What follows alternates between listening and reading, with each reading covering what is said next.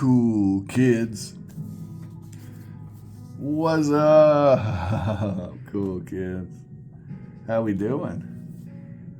Are we loving life, cool kids? Are we making amazing happen? Are we doing the good stuff, the good thing, the good way? Today we're going to talk about another silver coin around the world. And I can't use my special microphone because this new phone doesn't have a microphone jack, which is kind of weird. Also, the dang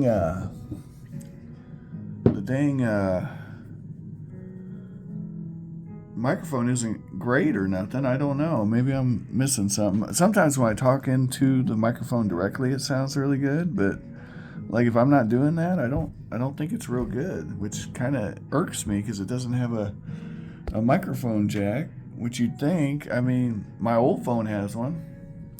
Maybe I'll just record the audio separately. I don't know, man. It's annoying, though, actually. But the video quality is quite a bit better. We get to see all the freckles on Eva's booty. So that's good. Eva, can we see the freckles on your booty? Can we? Yeah, we can see the freckles on your booty. All right. Anyway, guys. Silver coins around the world. It's going to be amazing. We're going to talk about, actually, this is a hot topic. Country. Yeah. I'm going to go ahead and show you the coin I have. Palestine. So, this is a pretty nice example, actually. Yeah, let's see if we can really zoom in on the piece here. You know. 1939, Palestine. This would have been when it was a British protectorate. 50 mils, a nice silver coin. Got it for $5. It's 72% silver, 0.135 troy ounces. So 10 of them would be 1.35 troy ounces. And Eva's nose is lovely. Eva loves the silvers. Let's see if she loves this particular silver. So there you go. And she's inspecting it. I think she approves. Eva, are you stealing my Palestinian coin? Please do not steal it. It is a nice example at a reasonable price. It's a nice example at a reasonable price. So let's talk about Palestine. Why is it a hot topic issue? Well, as you may or may not know, our news has been filled with all kinds of great information about Palestine and Israeli conflicts.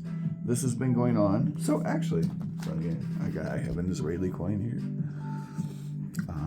Israeli coins are much more common, by the way, guys. Much easier to get a hold of than the Palestinian stuff there. So just keep that in mind when you're doing your silver coins around the world. But apparently, this and this don't mix. Who knew? Well, we've known for, I don't know, at least since the 1920s. But I would say even further back than that. And if you get really technical, we could go all the way back, right? About this, this kind of stuff. The whole region has been pretty much a powder keg for a while now.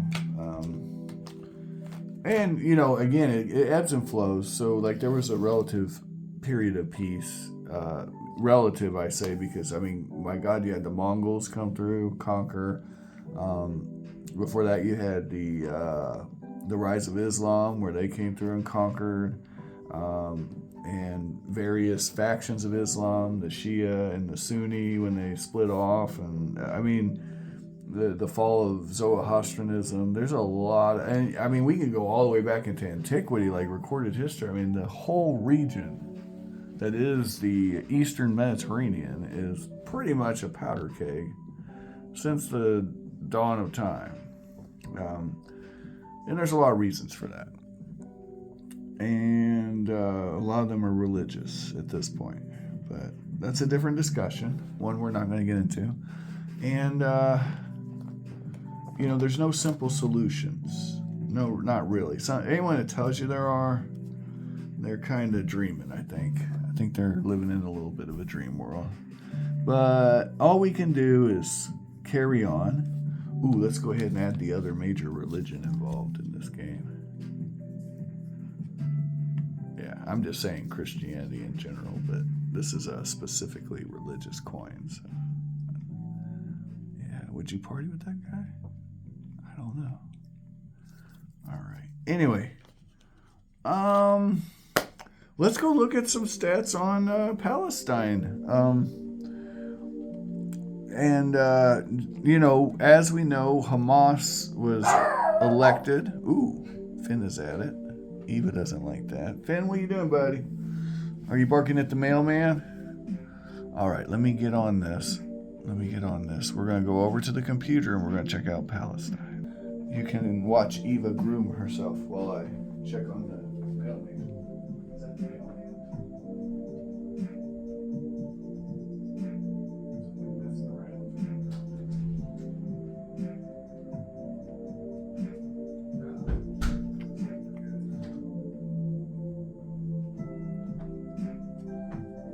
All right, we're going to go over to the computer. We're going to check out Palestine. Eva, wait there peacefully. And here we go. All right, cool kids. So Palestine is just a smile away, guys. As you can see, it's actually located around Israel. So they're geographically, they're kind of the same place-ish, adjacent. Very interesting borderlines, kind of like Swaziland in South Africa, right? This kind of stuff. Or Lesotho. Anyway, let's check it out. Let's go in here. So Palestine is a Romanized there's a Romanized name for it, and then there's the Arabic name for the land. And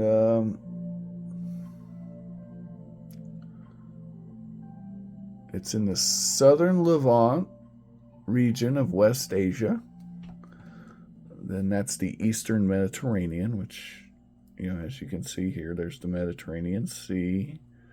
And so Palestine mostly is contained, this I believe is the West Bank, but it's mostly contained within the state of Israel and borders on Jordan. So there you go. After World War II, the United Nations parted everything out. And Israel, you know, as you know, that land had been bought prior to the war, but it really took off after the war when the Zionists decided to make a Israeli state really paramount to their game plans. So there's definitely some interesting geopolitical movement going on. Yasser Arafat, you'll remember him. Party on, dude. And I'm not here to pick sides. I understand that there's a lot of moving parts to this situation. I will say this, though. I don't see a lot of neighboring nations taking in Palestinian refugees. That's what I'll say. And I think that pretty much tells a lot of the tale on just how that region works. Now, you can draw your own conclusions, but I'm saying that I feel like the Palestinian people are used as pawns. That's how I feel. That's what I'm getting at. I feel they are pawns.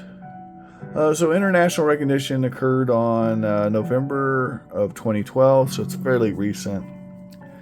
And like I said, finding a coin from Palestine is not easy.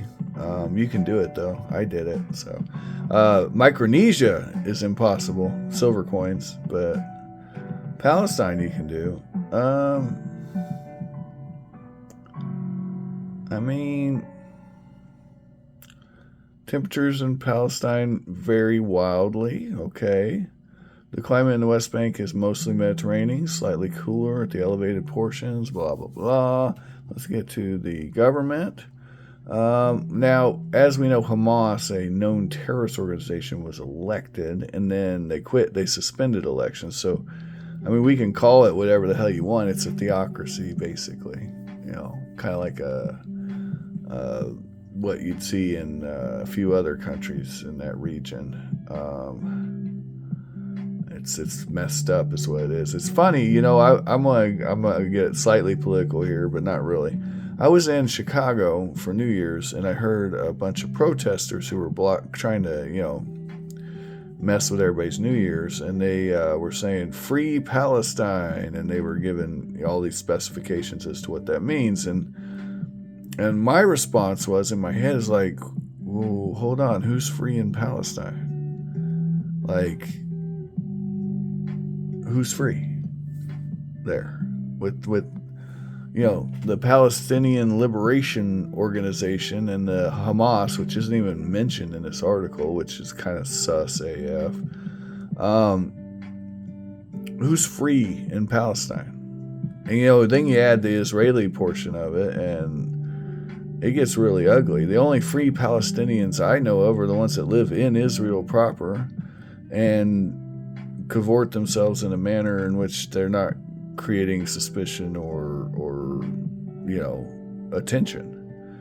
But I don't know. If you know something, let me know in the comments. But yeah, when you say free Palestine, it shows the ignorance of the people saying these words, because they don't know what freedom is in Palestine. Like, there's no free people in Palestine, not by any concept a Westerner would understand.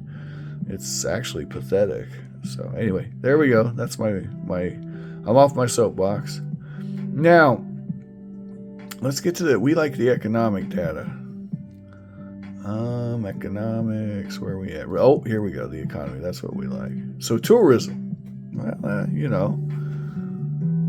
East Jerusalem, the West Bank. I mean, the West Bank's on the coast. I mean, that makes sense that there'd be some tourism there. They have a very nice climate there, actually. I've heard great stories about tourism there. If you had less shooting and fucking bombs going off and missiles and whatever the hell, like if these people could get their stuff together, man, they could make bank. Like, there's so much to do there, so much history, so much fun.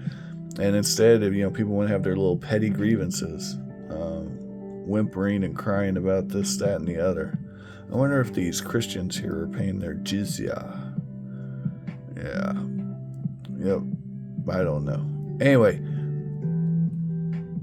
let's see. Let's do so tourism. It's a tourist economy. We got it right here. What else do they do?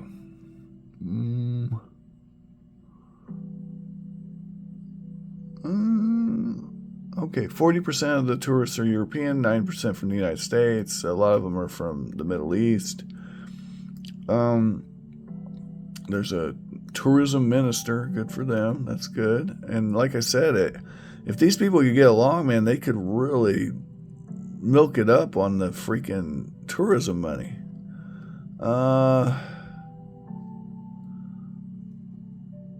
Okay, Gaza is completely controlled by the government of Israel. It is what it is. And that's the economy. Their economy is tourism, basically. I mean, they don't even mention anything else. So let's go back to the table here. We don't want to get too deep into this. So it's interesting to me, my final thoughts on this is, it's interesting to me, I notice, and you may notice this, there's a certain trend in religious conflicts. I feel like a lot of times when the religions are very similar, they tend to get very nitpicky. Also, this has a metal alignment. Do you see that? Metal alignment. So you'll notice when I do coins, usually I flip them like this. When you have a metal alignment, you want to just flip it straight up. Okay. If you get two religions that have very similar backgrounds, like say Hinduism and Buddhism, right? You notice, this is something I've just noticed in my 46 years on the earth, that the people, when they start arguing and discussing it, they tend to get really more nitpicky than they would say if you were talking to a Taoist versus, say, I don't know, Eastern Orthodox person, because they honestly the knowledge base is not the same. The typical Russian doesn't know much about Taoism, right? Maybe a bit here and a bit there, but it's not going to be extensive knowledge, right? So there's less for them to fight about, really, on the religious front. But you get two Christian denominations. You grab a Latter-day Saints and a Jehovah's Witness and put them in a room together, guys. I kid you not. You want to watch fireworks. It's fun. Heck, just take a Seventh-day Adventist and put them in a room with a Jehovah's Witness or a Latter-day Saints person.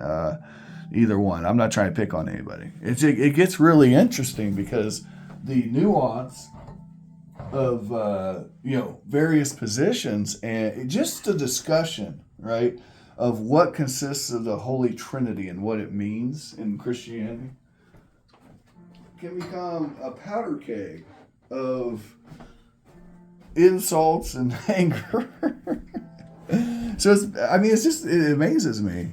But what you have in the Middle East is a perfect storm, because you have all the Abrahamic religions represented, largely, the Jewish faith, Judaism, and Islam. But you have a pretty extensive Christian population, say in Lebanon, for example. It's actually fairly extensive, or was.